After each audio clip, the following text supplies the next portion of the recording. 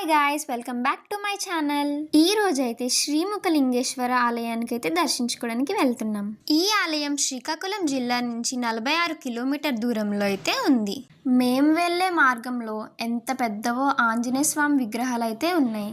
మాతోనే ఆంజనేయ స్వామి వస్తున్నట్టు అనిపిస్తుంది. జై శ్రీరామ్.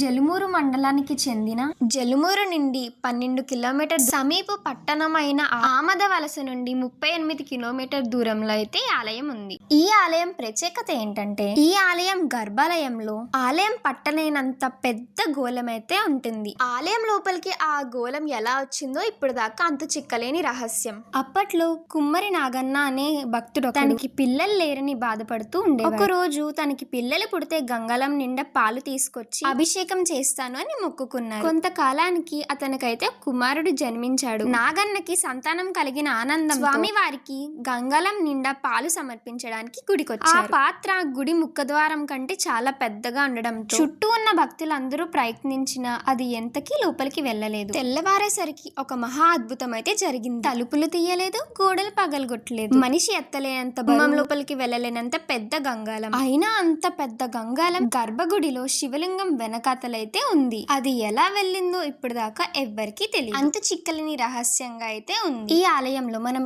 ఏ కోరిక కోరుకున్నా తప్పకుండా నెరవేరుతుందని చెప్తున్నారు. ఈ గుడి 9వ శతాబ్దంలో అయితే కట్టారు. ఎక్కడైనా శివుడు లింగాకారంలో ఉంటారు, కానీ ఈ టెంపుల్ లో ముఖం ఆకారంతో, అందుకే ఈ లింగాన్ని శ్రీముఖలింగేశ్వరుడు అని పిలుస్తారు. ఈ క్షేత్రాన్ని శ్రీముఖలింగేశ్వరం అని అంటారు. ఈ గుడిని దక్షిణ కాశీ అని కూడా పిలుస్తారు. స్వామివారు విప్ప చెట్లో వెలిసారంట. వందల సంవత్సరాల క్రితం ఏ మిషన్స్ హెల్ప్ లేకుండా చెక్కిన శిల్పాలు చూడండి, చెక్కు చెదరకుండా అలాగే ఉన్నాయి. ఎంత నీట్ గా చెక్కారో కదా. చాలా బాగుంది. కట్టడాలు హైలైట్ అసలు.